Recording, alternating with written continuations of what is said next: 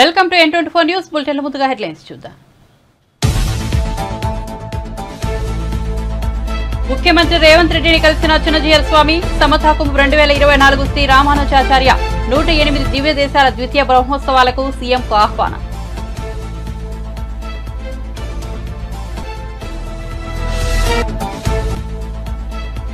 రాప్తాడులో CM Jagan సిద్ధం సభ.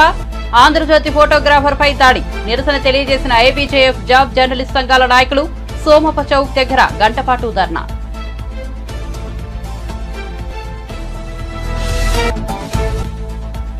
తెలంగాణలో మహిళల ఉద్యోగాలకు భద్రత లేకుండా పోయిందన్న బీఆర్ఎస్ ఎమ్మెల్సీ కవిత. నియామకాల్లో అన్యాయం జరిగేలా తీసుకొచ్చిన జీవో నెంబర్ 3ని వెంటనే ఉపసంహరించుకోవాలని డిమాండ్.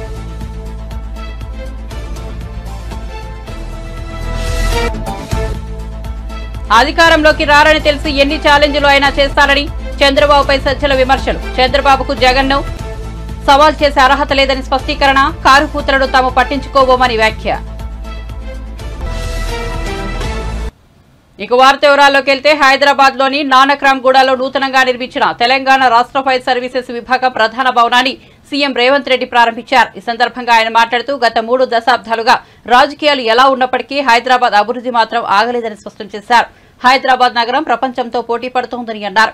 హైదరాబాద్ పెట్టుబడులకు ఎంతో అరువైన ప్రాంతమని రేవంత్ రెడ్డి పేర్కొన్నారు. ఇకపై హైదరాబాద్ నగరాన్ని అర్బన్, సెమీ అర్బన్, రూరల్ పేరిట 3 భాగాలుగా విభజన చేసి అభివృద్ధి పరంగా మరింత ముందుకు తీసుకెళ్తామని చెప్పారు. ఫార్మా సిటీలు కాదు, ఇకపై ఫార్మా విలేజ్లు వస్తాయని రేవంత్ స్పష్టం చేశారు. సెక్టర్లో వచ్చిన ఈ మొత్తం పెట్టుబడులు కావచ్చు, హైటెక్ సిటీ కావచ్చు, హైదరాబాద్ నగరానికి కృష్ణా గోదావరి జలాలను తరలించడం ద్వారా ఇక్కడికి వలస వస్తున్న వాళ్లకు తాగునీటి సమస్యలను తీర్చడమే కాకుండా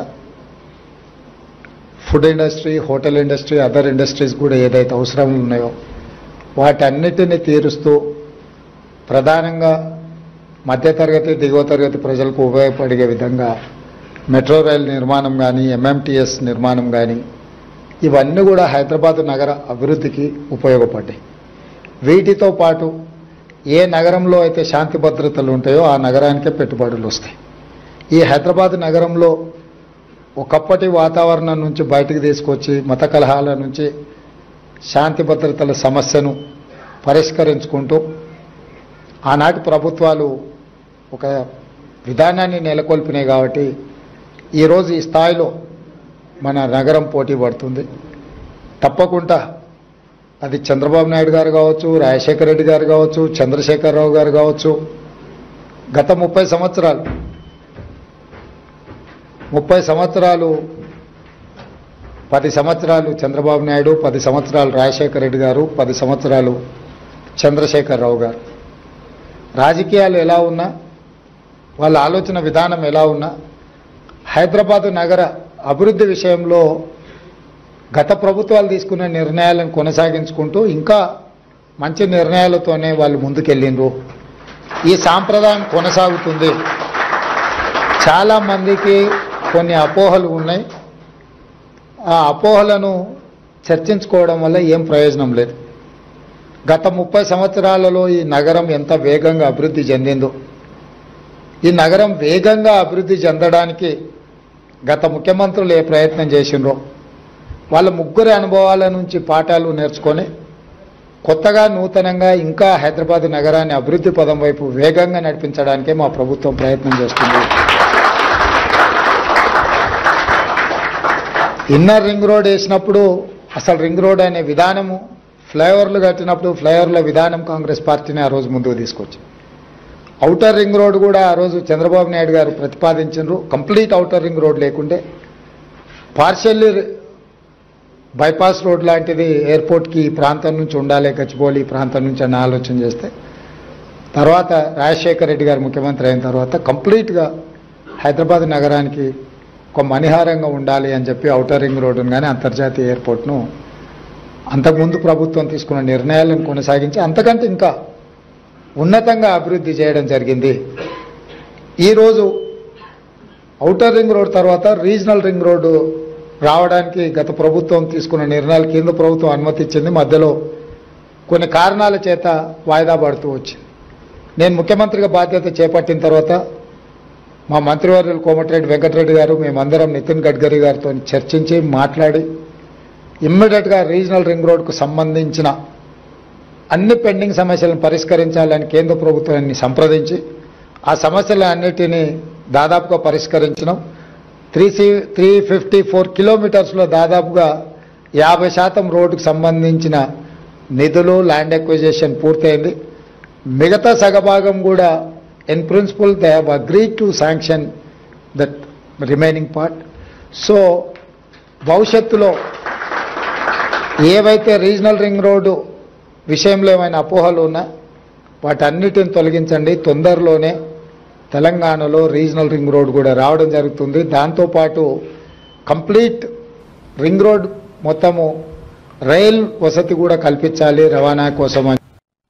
తెలంగాణ ముఖ్యమంత్రి రేవంత్ రెడ్డిని త్రిదండి శ్రీరామనారాయణ రామానుజ చినజీయర్ స్వామి సోమవారం మర్యాదపూర్వకంగా కలిశారు. ముఖ్యమంత్రి నివాసానికి వెళ్లిన చినజీయర్ స్వామి సమతా కుంభ్ 2024 శ్రీ రామానుజాచార్య 108 దివ్య దేశాల ద్వితీయ బ్రహ్మోత్సవాలకు సీఎంను ఆహ్వానించారు. ఇందుకు సంబంధించిన ఆహ్వాన పత్రికను చినజీయర్ స్వామి ఆయనకు అందించారు. అనంతపురం జిల్లా రాప్తాడులో జరిగిన ఏపీ ముఖ్యమంత్రి జగన్ సిద్ధం సభలో ఆంధ్రజ్యోతి ఫోటోగ్రాఫర్పై వైసీపీ శ్రేణులు దాడి చేశారు. ఫోటోగ్రాఫర్ శ్రీకృష్ణపై పిడిగుద్దులు గుద్దుతూ కర్రలతో చితకబాదారు. మీరు ఆంధ్రజ్యోతియే అని ఆరా తీసి దాడి చేశారు. దాదాపు 1 కిలోమీటర్ వరకు కొట్టుకుంటూ తీసుకెళ్లారు. ఈ దాడిలో ఆయన తీవ్రంగా గాయపడ్డారు. దెబ్బలతో సొమ్మసిల్లిన శ్రీకృష్ణను ఓ సీఐ ఎత్తుకుని తన వాహనంలోకి ఎక్కించారు. అతన్ని తమకు అప్పగించాలంటూ వైసీపీ శ్రేణులు వాహనానికి అడ్డుగా నిలబడ్డారు. సీఐపై కూడా దాడికి యత్నించారు. శ్రీకృష్ణ వద్ద ఉన్న కెమెరా, సెల్ ఫోన్, పర్సు అన్ని లాక్కున్నారు. ప్రస్తుతం ఆయన ఒక ప్రైవేట్ ఆసుపత్రిలో చికిత్స పొందుతున్నారు. ఈ ఘటనపై జర్నలిస్టు సంఘాలు బగ్గుమన్నాయి. ఏపీజేఎఫ్ జాబ్ జర్నలిస్టు సంఘాల ఆధ్వర్యంలో ఆంధ్రప్రదేశ్ రాష్ట్ర ఉపాధ్యక్షులు KMD Farooq, Emmiganur working president Nagaraju, division organising కార్యదర్శి నర్సప్ప, జర్నలిస్టు సంఘం జాబ్ అధ్యక్షులు రజాక్, ఏపీడబ్ల్యూజేఎఫ్ అధ్యక్షులు షబీర్ ఆధ్వర్యంలో ఫోటోగ్రాఫర్ కృష్ణపై జరిగిన దాడిని ఖండిస్తూ సోమవారం ఎమ్మిగనూరు ప్రధాన కూడలి సోమప్ప చౌక్ దగ్గర ప్రజా సంఘాల ఆధ్వర్యంలో ఆంధ్రజ్యోతి ఫోటోగ్రాఫర్ కృష్ణపై దాడి చేసిన వారిని శిక్షించాలంటూ గంటపాటు ధర్నా చేశారు. ట్రాఫిక్ అంతరాయం ఏర్పడడంతో పోలీసులు జోక్యం చేసుకుని ధర్నా చేస్తున్న వ్యక్తులపై జోక్యం చేసుకుని ధర్నాను విరమింపచేశారు.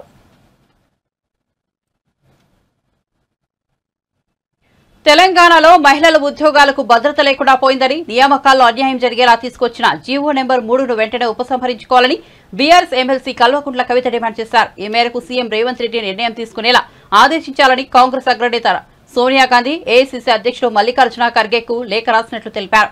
సోమవారం ఆమె మీడియాతో మాట్లాడుతూ ఇందిరామ రాజ్యం తీసుకొస్తామని చెప్పి అధికారంలోకి వచ్చిన కాంగ్రెస్ పార్టీ ఆడబిడ్డలకు తీవ్ర అన్యాయం చేసిందని విమర్శించారు. ఉద్యోగ అవకాశాల్లో మహిళల హక్కులను హరించేలా రాష్ట్ర ప్రభుత్వం వ్యవహరిస్తోందని మండిపడ్డారు. రోస్టర్ పాయింట్లు లేని సమాంతర రిజర్వేషన్లు అమలు చేయాలని నిర్ణయం తీసుకోవడం సరైనది కాదన్నారు. ఫిబ్రవరి 1వ తారీఖున ఒక మెమో తీసుకొని వచ్చింది. తెలంగాణ పబ్లిక్ సర్వీస్ కమిషన్ లోపల కొన్ని మార్పులు చేర్పులు చేయడానికి ఒక మెమో మొదలు తీసుకొని వచ్చింది. ఆ రోజు నుండి తెలంగాణలో ఉన్నటువంటి ఇంటలెక్చువల్స్, బుద్ధిజీవులు, మహిళల యొక్క అభ్యున్నతి కోరుకునేటటువంటి అనేక మంది మేము ఇది తప్పేమో, దీన్ని జీవోగా తీసుకురారేమో, ఈ అంశాన్ని సవరించుకుంటారేమో అని అనుకునే లోపలే 10వ తారీఖు నాడు, ఫిబ్రవరి 10వ తారీఖు నాడు ఒక జీవో తీసుకొని రావడం జరిగింది. ఈ జీవో యొక్క సారాంశం ఏంటంటే, ఈ జీవో నంబర్ 3 యొక్క సారాంశం, ఇప్పటి వరకు మన రాష్ట్రంలో మహిళలకు ఉద్యోగాలలో హారిజాంటల్ పద్ధతిలో రిజర్వేషన్ అమలవుతూ ఉన్నది. 2 రకాల రిజర్వేషన్లు ఉంటాయి. ఒకటి వర్టికల్ రిజర్వేషన్, అంటే వాటిని సోషల్ రిజర్వేషన్స్ అంటారు. అందులో ఎస్సీలకు, ఎస్టీలకు, బీసీలకు ఫిక్స్డ్గా కొన్ని నంబర్ ఆఫ్ జాబ్స్ ఇవ్వడం జరుగుతుంది. అదేవిధంగా ఇంకో కొన్ని రకాల రిజర్వేషన్స్ ఉంటాయి, వాటిని హారిజాంటల్ రిజర్వేషన్ అంటారు. ఆ హారిజాంటల్ రిజర్వేషన్ ఎట్లా ఉంటుంది అని అంటే, సమయాన్ని, సందర్భాన్ని బట్టి, అవసరాన్ని బట్టి ఇస్తారు. 33.3% మహిళలకు హారిజాంటల్ రిజర్వేషన్ ఇస్తున్నాము అని అంటే 0.3% మహిళలకు హారిజాంటల్ రిజర్వేషన్ ఇస్తున్నాము అని అంటే, అంతకుముందు 1996లో ఈ రిజర్వేషన్ల అంశం వచ్చినప్పుడు మహిళలకు హారిజాంటల్ రిజర్వేషన్ ఇస్తూనే వాటిని ఆల్మోస్ట్ వర్టికల్ రిజర్వేషన్తో ఈక్వల్గా చేయాలంటే రోస్టర్ పాయింట్ పెట్టాలనేటటువంటి ప్రతిపాదన తీసుకొని రోస్టర్ పాయింట్ ఇచ్చి మహిళలకు 100లో 33.3% ఉద్యోగాలు ఇవ్వాలనేటటువంటి నిబంధనలు 1996లో రావడం జరిగింది. ఈ దేశంలో దేశవ్యాప్తంగా ఉన్నటువంటి ఉద్యోగ అవకాశాలు మహిళలకు ఇవ్వడానికి 1996లో 2 జీవోలు వచ్చినాయి. ఒకటేమో 33.3% హారిజాంటల్ ఇవ్వాలి, రెండవది రోస్టర్ పాయింట్ ఇవ్వాలనేది.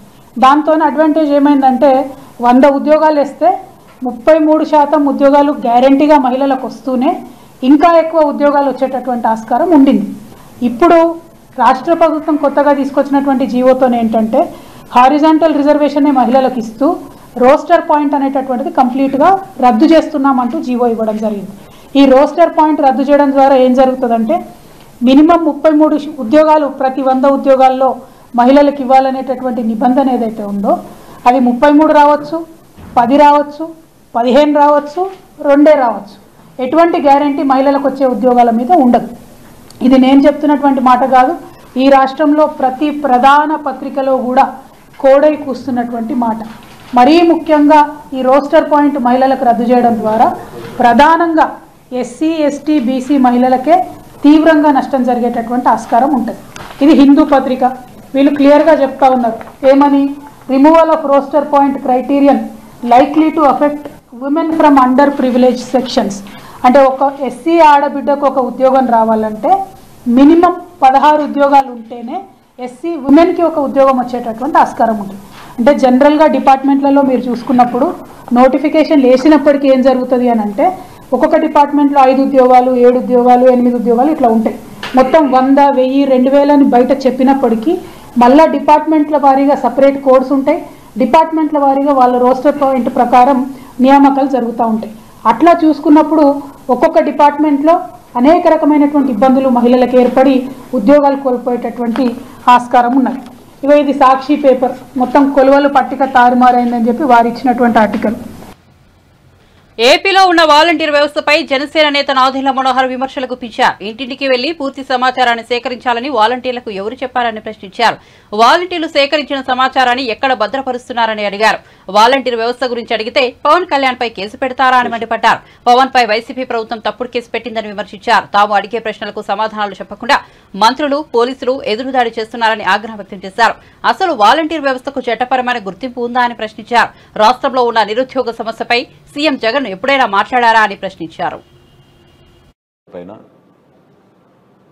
వాలంటీర్ వ్యవస్థ పైన అనేక సందర్భాల్లో పవన్ కళ్యాణ్ గారు చెప్పిన కొన్ని విషయాల్ని ప్రస్తావిస్తూ వాలంటీర్ వ్యవస్థలో ఉన్న ఒక వాలంటీర్ తోటి ప్రభుత్వం కుట్రపూరితంగా, బలవంతంగా ప్రతిపక్షాలని భయపెట్టే విధంగా వారి ఆలోచనలో భాగంగా కేసు నమోదు చేయడం జరిగింది. ప్రశ్నించినందుకు మా పైన కేసులు పెడితే మేమే భయపడేది లేదు. న్యాయస్థానంలో తప్పకుండా మేము పవన్ కళ్యాణ్ గారు హాజరవుతారు, చెప్తారు విషయాలు, ఈ వాస్తవాలన్నీ బయటకు వస్తాయి. 9 నుంచి వర్తిస్తుందని రిట్రాస్పెక్టివ్ ఎఫెక్ట్లో తీసుకొచ్చారు మీరు ఆ చట్టాన్ని. ఇది కంప్లీట్గా అసలు ఇల్లీగల్. ఇది మొత్తం చట్టంలో మీరు ఎక్కడ చదివినా కూడా వాలంటీర్ల గురించి కానీ, వాలంటీర్ వ్యవస్థ గురించి కానీ ఒక్క చోట కూడా వీళ్ళు మెన్షన్ చేయలేదు. ఈ 2,65,380 వాలంటీర్లు మేము క్రియేట్ చేసామని ఏదైతే చెప్పారో 1,02,836 వాలంటీర్లు, మరొకసారి చెప్తున్నాను, 1,02,836 వాలంటీర్ల డేటా అసలు అప్లోడే కాలేదు. వీళ్ళు ఎవరు, ఎక్కడున్నారు వీళ్ళు? హైదరాబాద్లో ఫీల్డ్ ఆపరేషన్ ఏజెన్సీ అని ఒకటి ఏజెన్సీ ఏర్పాటు చేసి ప్రభుత్వంలో ఉన్న శాఖల్లో ఏ అధికారికి కూడా సంబంధం లేకుండా అసలు క్రియేట్ చేసిన డిపార్ట్మెంట్, మీరు చట్టబద్ధంగా క్రియేట్ చేసిన డిపార్ట్మెంట్లోనే ఎవరికి సంబంధం లేకుండా అసలు ఊహించని విధంగా సుమారు 1,500 కోట్ల రూపాయలు ప్రతి సంవత్సరం ఈ గ్రామ సచివాలయాల, వార్డు సచివాలయాల వాలంటీర్ల వ్యవస్థ కోసం ఈ ఏజెన్సీ ద్వారా వీళ్ళు నడిపిస్తున్నారు. ఎవరు, ఏంటి, దాని బ్యాక్గ్రౌండ్ ఏంటి, ఎక్కడ వాళ్ళ హైదరాబాద్లో ఆపరేషన్స్ నడుపుతున్నారు, ఎంతమంది ఎంప్లాయీస్ ఉన్నారు, ఎక్కడి నుంచి వచ్చింది వీళ్ళకి ఆ టెక్నికల్ ఎక్స్పర్టీజు, దీన్ని మనం ప్రశ్నించాం. 1,560 కోట్ల రూపాయలు ఏదైతే వెచ్చిస్తున్నామని చెప్తున్నారో మొన్న రాష్ట్ర ప్రభుత్వం ప్రవేశపెట్టిన బడ్జెట్లో కూడా ప్రొవిజన్ ఎక్కడ లేదు. ఎక్కడైనా వీళ్ళు వాలంటీర్స్ కోసం 1,560 కోట్ల రూపాయలు మేము వెచ్చించబోతున్నామని ప్రొవిజన్ పెట్టారా? అది లేదు. ఎందుకు యువతని ఈ విధంగా మోసం చేశారు?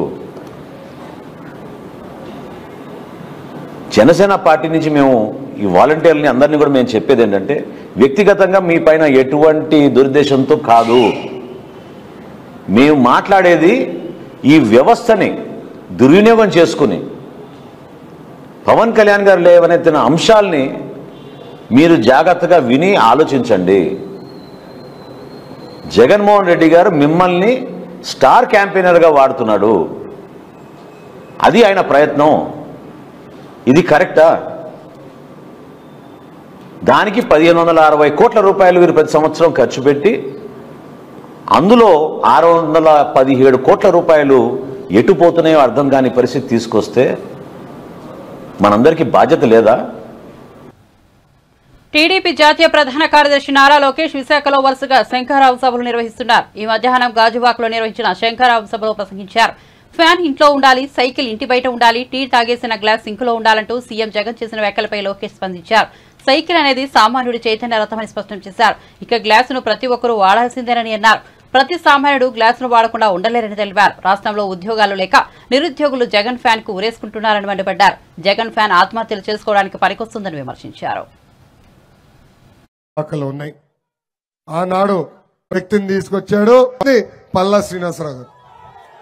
గంగవరం పోర్ట్ బాధితులను ఆదుకునే బాధ్యత మేము తీసుకుంటాం. ఇంకా కొంతమందికి పట్టాలు అవసరం. సైన్యం అన్న ఎన్టీఆర్ ఏ ముహూర్తంలో పార్టీ స్థాపిగా పనిచేసిన చంద్రబాబు నాయుడు గారిని అర్ధరాత్రి వచ్చి ఎలా అరెస్ట్ చేశారో మీరు అందరూ చూశారు. ఏం తప్పు చేయని చంద్రబాబు నాయుడు గారిని 53 రోజులు జైల్లో బంధించారు తల్లి. 3000 కోట్ల రూపాయలు అవినీతి అన్నారు తల్లి. దాని తర్వాత 270 కోట్ల రూపాయలు అవినీతి అన్నారు తల్లి. ఇప్పుడు 27 కోట్ల రూపాయలు అది కూడా పార్టీ అకౌంట్లోకి వచ్చిందని వాళ్ళు మాట్లాడుతున్నారు తల్లి. ఈ సభాముఖంగా ఆ సైకో జగన్ కి నేను సవాల్ ఇస్తున్నా. జగన్, నీకు దమ్ము ధైర్యం ఉంటే టైం డేట్ నువ్వు ఫిక్స్ చేయి. నువ్వు చేసిన అవినీతి, మేం చేసిన మంచి పనులు చర్చించడానికి మేము సిద్ధం. నువ్వు సిద్ధమా అని నేను అడుగుతున్నా. నిప్పులాగా బతికిన వాళ్ళం బ్రదర్. బామలకే భయపడిన కుటుంబం మాది. నువ్వు పెట్టే చిల్లర కేసులు మేము భయపడతామా? ఆనాడే చెప్పినా నీకు, ఈ లోకేష్ తగ్గేదే లేదు. ఏ అధికారులైతే చట్టాన్ని ఉల్లంఘించి మన ఇబ్బంది పెట్టారో, ఏ వైకాపా కార్యకర్తలైతే చట్టాన్ని చుట్టంగా మార్చుకుని మన ఇబ్బంది పెట్టారో వాళ్ళందరి పేర్లు ఎర్ర బుక్లో ఉంది. ఈ ఎర్ర బుక్లో ఉంది. ఈ ఎర్ర బుక్ ఏంటనా? వద్దులే అబ్బా, ఈ బుక్ నేనే పెట్టుకుంటాలే.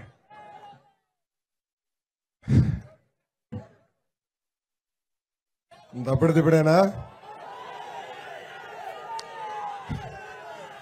ఈరోజు ఎందుకు నవ్వుతున్నానంటే, అమ్మా ఈ బుక్ మీద కూడా కేసు పెట్టారు తల్లి. కోర్టుకు వెళ్ళారు తల్లి. ఊరూరు రోజు లోకేష్ ఎర్ర బుక్ చూపించి తిరుగుతున్నాడు. లోకేష్ ని మేము అరెస్ట్ చేయాలనుకుంటున్నాం, నాన్ బెయిలబుల్ వారెంట్ ఇష్యూ చేయమంటున్నారు తల్లి. అంటే ఎర్ర బుక్ చూస్తే కూడా వాళ్ళకి ఎంత ఉచ్చబడుతుందో చూడండి తల్లి. ఆనాడు బాబు గారిని అరెస్ట్ చేస్తే ఏపీ సీఎం జగన్ కు టీడీపీ అధినేత చంద్రబాబు సవాల్ విసరడంపై రాష్ట్ర ప్రభుత్వ సలహాదారు సజ్జల రామకృష్ణారెడ్డి స్పందించారు. తన 5 ఏళ్ల పాలనలో ఏం చేశారో చెప్పుకోలేని వ్యక్తికి ఇప్పుడు అధికారంలో ఉన్న జగన్ కు సవాల్ చేసే అర్హత లేదు, హక్కు లేదని పేర్కొన్నారు. గెలిచేది కాదని తెలిసి ఎన్ని ఛాలెంజ్లైనా చేస్తారని ఎద్దేవా చేశారు. లేని వాళ్ళకి కానీ అధికారం వచ్చే అవకాశం లేని వాళ్లకు ఎన్ని ఛాలెంజ్లు సవాళ్ళైనా విసరచ్చు. అధికారంలో ఉండి 14 ఏళ్ళు, అందులో 5 ఏళ్ల క్రితం తానే అధికారంలో ఉండి ఆ 5 ఏళ్లలో ఏం చేశానో చెప్పుకోలేని వ్యక్తికి ఇప్పుడు అధికారంలో ఉన్న జగన్మోహన్ రెడ్డి గారికి సవాల్ విసిరే అర్హత లేదు, హక్కు లేదు. ఒకటి ఫస్ట్ పాయింట్. సెకండ్ విషయం వచ్చి, మేము అడ్రస్ చేసినా, మా పార్టీ మాట్లాడినా, జగన్మోహన్ రెడ్డి గారు మాట్లాడినా, ఎక్కడ ఎప్పుడు మాట్లాడినా అందరూ ప్రజలతోనే మనం మాట్లాడేది. మీ అవకతవకలు లేక అవినీతి పాలన లేకపోతే అరాచక పాలన చంద్రబాబు నాయుడు హారంలో ఎట్లుండింది అనేది మేము ఎక్స్పోజ్ చేస్తుంటాం. అది ప్రజల దృష్టికి తీసుకెళ్ళి మా పాలన ఎంత బాగుందో మేము చెప్పుకుంటూ వస్తున్నాం. మీకు సత్తా ఉంటే, నీకు సత్తా ఉంటే నువ్వు 14-19 మధ్య ఏం చేశావో నువ్వు చెప్పాలి. ఒక్క మాట అయినా ఆయన మాట్లాడే మాటల్లో ఆయన కానీ, ఆయన కొడుకు కానీ, ఆయన అరువు తెచ్చుకునే దత్తపుత్రుడు కానీ ఒక్కటంటే ఒకటి. ఆయన అయితే ఆ దత్తపుత్రుడు అయితే 18లో ఆ పాలన చెత్త పాలన, అందుకే నేను ఇండిపెండెంట్గా పోటీ చేస్తాను పక్క కూడా పోయినాడు. వీళ్ళిద్దరూ తండ్రి కొడుకులైన ఇదిగో మేము 14-19 మధ్య ఇది చేశాం, మా పాలన జగన్మోహన్ రెడ్డి గారి కంటే ఇందులో బాగుంది, మాకు ఓట్లు వేయండి అని ఒక్కరోజన్నా అడుగుతున్నారా? నోరు తెరిస్తే తిట్లు బూతులు తప్ప. అసలు అది మామూలుగా అయితే కేవలం జగన్మోహన్ రెడ్డి గారు ప్రజాస్వామ్యం మీద అత్యంత గౌరవం ఉన్న వ్యక్తి కాబట్టి, ఆఖరకు అంతిమ నిర్ణేతలు ప్రజలే అని తెలిసిన వ్యక్తి కాబట్టి ఈ కారు కూతలన్నీ ఎందుకు పట్టించుకోవాలని వదిలేశాడు. కానీ నిజంగా వాళ్ళు అంటున్నట్టు జగన్మోహన్ రెడ్డి గారు ఒక నియంతనో ఇంకో రకమో ఇంకొక రాజ్యాంగమో, వాళ్ళు అంటున్నట్టు రాజారెడ్డి గారి రాజ్యాంగం ఇట్లా పొద్దుపోని మాటలన్నీ అవి నిజమైతే వీళ్ళు ఇట్లా బరి తెగించి రోడ్డు ఎక్కి తిట్టుకుంటూ తిరగలిగే వాళ్ళ చంద్రబాబు కానీ ఆయన కొడుకు కానీ వాళ్ళ ముఠా ఎవరైతే ఉన్నారో వాళ్ళందరూ అవి తప్ప వేరే ఎందుకు మాట్లాడలేకపోతున్నారు? తిట్లు తప్ప. ఎక్కడైనా ఒక సహేతుకమైనవి కానీ లేదా ఒక ప్రాతిపదిక మీద కానీ వాళ్ళు ఏదైనా ఆరోపణలు కానీ విమర్శలు కానీ చేస్తున్నారా? ఒకటి లేదుగా. ఈరోజు పెట్టిన దాంట్లో కూడా జగన్మోహన్ రెడ్డి గారు ఎప్పుడెప్పుడో మాట్లాడినవన్నీ గుదిగుచ్చి దాంట్లో పెట్టారు. అందులో ఏది కాదని లేదు, కానీ ఫైనల్ మేనిఫెస్టోలో వచ్చాక ఏం చెప్పారు, అందులో మేమేమేమి అమలు చేసామనేది మేము చెప్పుకుంటున్నాం రోజు. అందులో ఏది కాదు నిజం కాదు చెప్పమనండి. ఉమ్మడి అనంతపురం జిల్లా రాప్తాడులో సిద్ధం సభ సందర్భంగా ఆంధ్రజ్యోతి ఫోటోగ్రాఫర్ శ్రీకృష్ణపై విచక్షణ రహితంగా దాడి జరిగింది. ఈ ఘటనపై ఎస్పీ అన్బురాజన్ స్పందించారు. ఆంధ్రజ్యోతి పత్రిక ఫోటోగ్రాఫర్పై దాడి చేసిన వారిపై కేసు నమోదు చేశామని వెల్లడించారు. దాడికి పాల్పడిన వారిని గుర్తించామని తెలిపారు. ఈ ఘటనలో పోలీసులపై ఆరోపణలు వచ్చాయని, అదనపు ఎస్పీ స్థాయి అధికారితో విచారణ చేపడుతున్నామని అన్బురాజన్ పేర్కొన్నారు. ఈ ఘటనలో పోలీసుల నిర్లక్ష్యం ఉందని తేలితే వారిపై చర్యలు ఉంటాయని స్పష్టం చేశారు. మీడియా ప్రతినిధుల రక్షణ తమ బాధ్యత అని ఎస్పీ ఉద్ఘాటించారు. మీపై దాడులకు పాల్పడినా బెదిరించినా మాకు ఫిర్యాదు చేయండంటూ పాత్రికేయులకు సూచించారు. జర్నలిస్టులు స్వేచ్ఛాయుత వాతావరణంలో విధులు నిర్వర్తించుకునేందుకు తప్పకుండా చర్యలు తీసుకుంటామని చెప్పారు.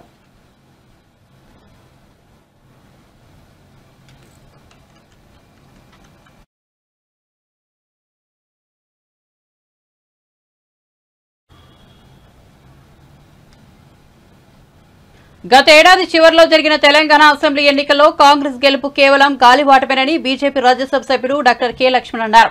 ఢిల్లీలో నిర్వహించిన మీడియా సమావేశంలో ఆయన మాట్లాడారు. తెలంగాణ ప్రజలు బీఆర్ఎస్ కుటుంబ పాలనకు వ్యతిరేకంగా ఓటు వేశారన్నారు. కాంగ్రెస్ పార్టీ మోసపూరిత హామీలిచ్చి అధికారంలోకి వచ్చిందన్నారు. రానున్న లోక్సభ ఎన్నికల్లో తెలంగాణలో బీజేపీ అత్యధిక స్థానాలు గెలుస్తుందని ధీమా వ్యక్తం చేశారు. తెలంగాణలో 17 లోక్సభ స్థానాలలో తాము గట్టి పోటీ ఇస్తామని 10కి తక్కువ కాకుండా గెలుచుకుంటామన్నారు. కాంగ్రెస్ బీఆర్ఎస్ రహస్య ఒప్పందంతో సహకరించుకుంటున్నామని ఆరోపించారు. జాతీయ స్థాయిలో కాంగ్రెస్ పార్టీతో విసిగిపోయి తమ భవిష్యత్తు ఉండదనే ఉద్దేశంతో ఇండియా కూటమి నుంచి పలు పార్టీలు నాయకులు బయటకు వస్తున్నారన్నారు.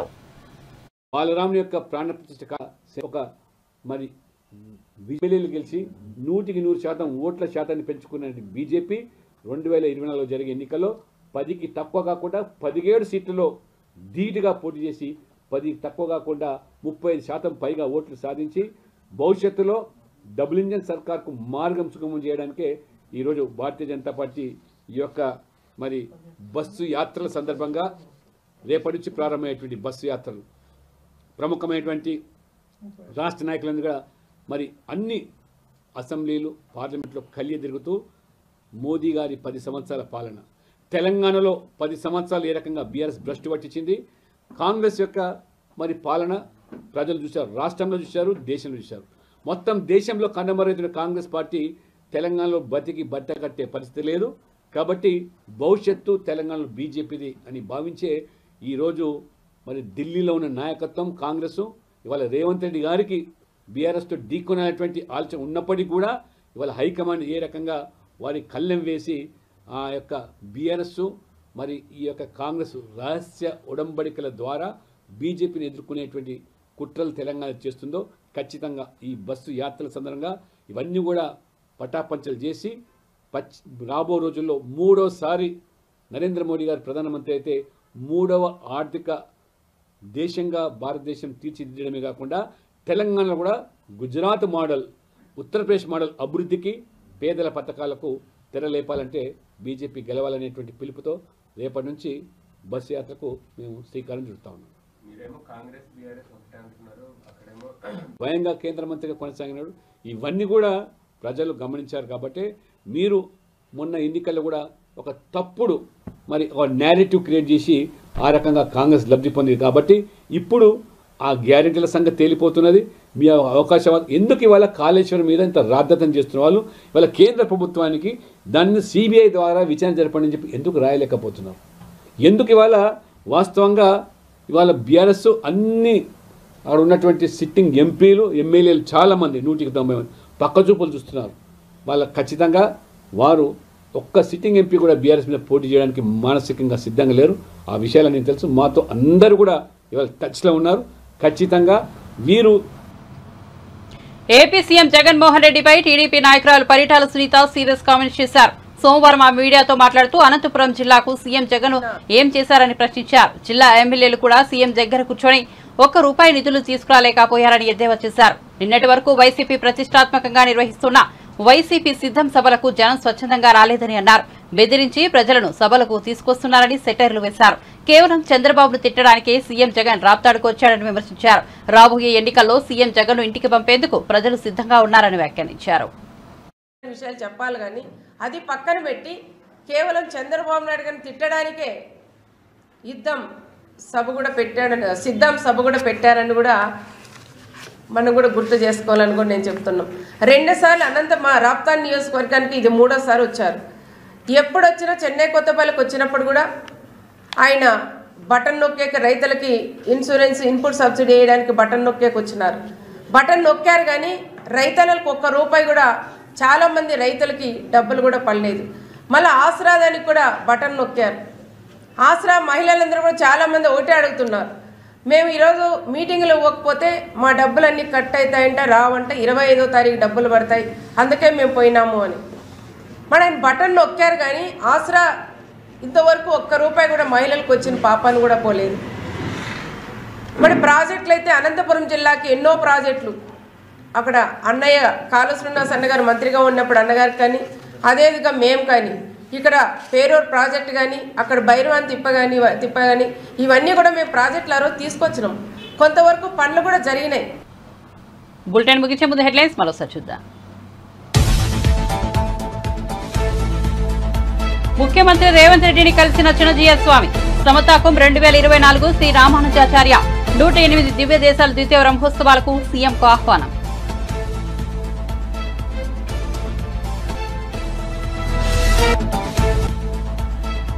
రాప్తాడులో సీఎం జగన్ సిద్ధం సభ.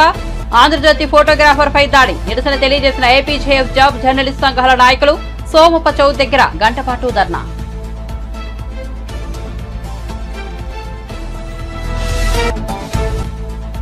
తెలంగాణలో మహిళల ఉద్యోగాలకు భద్రత లేకుండా పోయిందన్న బీఆర్ఎస్ ఎమ్మెల్సీ కవిత. నియామకాల్లో అన్యాయం జరిగేలా తీసుకొచ్చిన జీవో నెంబర్ 3ని వెంటనే ఉపసంహరించుకోవాలని డిమాండ్.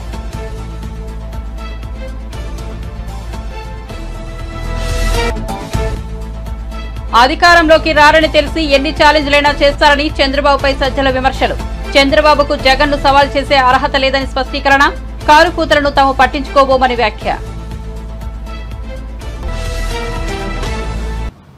ఇవి బులెటిన్ అప్డేట్స్. చూస్తూనే ఉండండి N24 న్యూస్.